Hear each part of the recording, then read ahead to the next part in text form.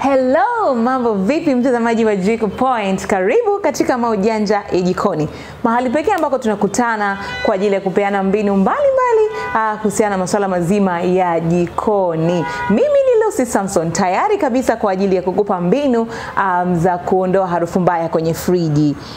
Tunafahamu ya kwamba kuna baadhi ya watu wamekuwa wakikutana na hii shida ya kwamba unakuta mtu amesafisha friji lake lakini bado linakuwa na harufu mbaya.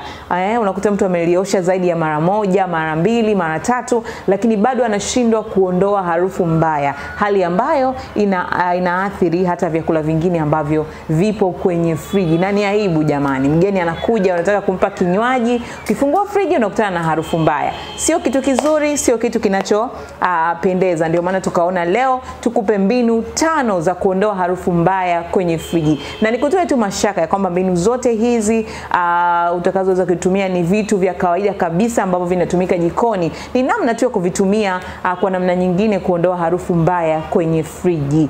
Na mbinu zetu au vitu vitakavyotusaidia, mbinu ya kwanza ni kutumia viazi mviringo. Tunafahamu viazi mviringo vimekuwa vikitumika katika mapishi mbalimbali, chipsi, kuna watu wanatumia kwenye mapishi ya pilau na kadhalika. Lakini leo niko hapa kukuambia kwamba viazi mviringo vinaweza kuwa suluhu nambari 1 ya kuondoa harufu mbaya kwenye friji. Cha kufanya ni kuvimenya, kuviosha na kuvikatakata kwa saizi ndogo ndogo, kisha kuviweka kwenye friji. Kama unavyoweza kuona hapa, sisi tayari tuna viazi vyetu hivi ambavyo tumevimenya, kisha tumevikatakata kwa saizi ndogo ndogo. Unaweza kukata kama hivi au ukakata vidogo zaidi ya hivi, lakini lengo ni kuviweka kwenye friji vikiwa wazi, kwenye chombo cha wazi kama hiki.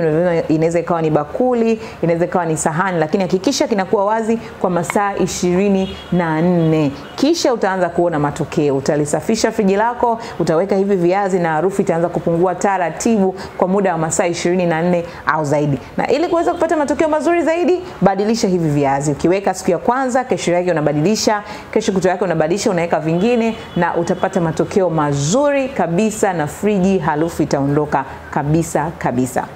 Mbinu ya pili ni mbinu ya kutumia limao au ndimu pamoja na chumvi kidogo, na unaweza kuongeza baking soda kidogo ili kupata matokeo mazuri zaidi. Tunafahamu limao, tunafahamu chumvi, ni vitu ambavyo tumekuwa tukivitumia sana jikoni. Leo nimekuja kukufahamisha kwamba ukikata limao kwa vipande vidogo vidogo, ukanyunyiza na kiasi kidogo cha chumvi, ukaweka na baking soda kidogo pale, basi vinaweza kukupa matokeo mazuri ya kuondoa harufu kwenye friji. Sisi tayari tuna limao yetu hapa, tumeshaikatakata kama unavyoweza kuona. Kwa kilichosalia hapa ni kuongeza chumvi, na chumvi ni ile chumvi ya kawaida kabisa ya mezani, kama sisi tunavyoona hapa ipo kwenye chupa. Tutaitoa kidogo, tutaweka kwa ajili ya kupata yale matokeo ambayo tunataka. Na baking soda, sio baking powder, ni baking soda.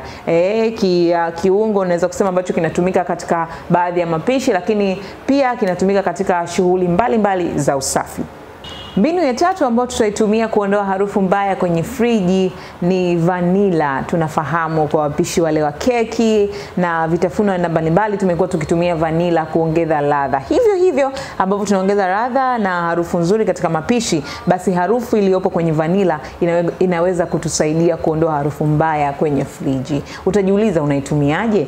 Matumizi yake ni rahisi tu. Ukishanunua vanilla ile ya maji, mimina kiasi kidogo cha hiyo vanilla kwenye pamba ile inayotumika katika kufungia majeraha na matumizi mengine mbalimbali, lakini hakikisha tu kwamba ni ile pamba safi, haijatumika kabisa. Unamimina kiasi kidogo cha vanilla kwenye pamba, unaweka kwenye chombo kisafi, kisha unahamishia kwenye friji. Tunaamini kabisa ile harufu nzuri ya vanilla itaweza kusambaa kwenye friji na kunyonya ile harufu mbaya ambayo inasababishwa na vyakula ambavyo tumeweka kwenye friji humu, ama saa nyingine ni uchafu na kutokusafisha pengine kwa muda mrefu. Kwa hiyo ukiweka vanilla kwa muda wa masaa 24 au zaidi, unaweza ukapata matokeo mazuri kabisa atakayohakikisha kwamba friji yako inanukia vizuri. Hebu imagine unafungua friji inanukia vanilla, harufu nzuri kama hiyo, hata kama hujaandaa keki. Nadhani umeshapata picha kwamba itakoaje. Basi nikwambie kwamba hiyo ni njia nzuri unayoweza kuifanya kuondoa harufu mbaya kwenye friji. Na muonekano wake ni kama hivi. Kwa mtu asiyefahamu anaweza kazani vingine, lakini hii ni vanilla. Tumeiweka hapa kwenye pamba. Unaweza kutumia pamba moja kubwa ukaweka vanilla, au ukatumia vipande vidogo vidogo kama ambavyo sisi tumeweza kuviandaa. Mbinu ya mwisho kabisa unaweza kuitumia kuondoa harufu mbaya kwenye friji ni baking soda. Kama nilivyosema awali kwamba ni baking soda na wala si baking powder. Hii inaweza kukusaidia kuondoa harufu mbaya kwenye friji. Unachotakiwa kuifanya ni kama ambavyo tumeeleza kwenye mbinu nyingine, ni kuweka tu kwenye chombo wazi kiasi kidogo cha baking soda, kisha kuiacha kwenye friji kwa muda wa masaa 24 na kuendelea. Na kwa matokeo mazuri unatakiwa kuibadilisha kadri ambavyo unaweza. Na nikupe tu tip nyingine ya kutumia baking soda ni kwamba kama umekuwa ukisafisha friji unapata changamoto kusugua yale madoa yanayotokana na vyakula vinavyomwagika, basi ukitumia hii baking soda pamoja na sabuni pengine na chombo na kitu chochote cha kuoshea, unaweza kupata matokeo mazuri zaidi, kwani baking soda pia inatumika kusafisha na kung'arisha vitu mbali. Cha mwisho kabisa cha kumalizia ni kukumbushe tu ya kwamba baada ya kutumia mbinu zote hizo 5 ambazo nimeweza kukupa, lakini usisahau usafi wa friji. Hakikisha vyakula vyote vimefunikwa vizuri, hakikisha ya kwamba hakuna michuzi iliyomwagikia ovyo, na vyakula vyote ambavyo vina shombo kama samaki, nyama vimefungwa vizuri kwenye vyombo vyenye mifuniko au kwenye mifuko au kwenye airtight containers ambazo zitaweza kukusaidia wewe kupata yale matokeo ambayo unayataka.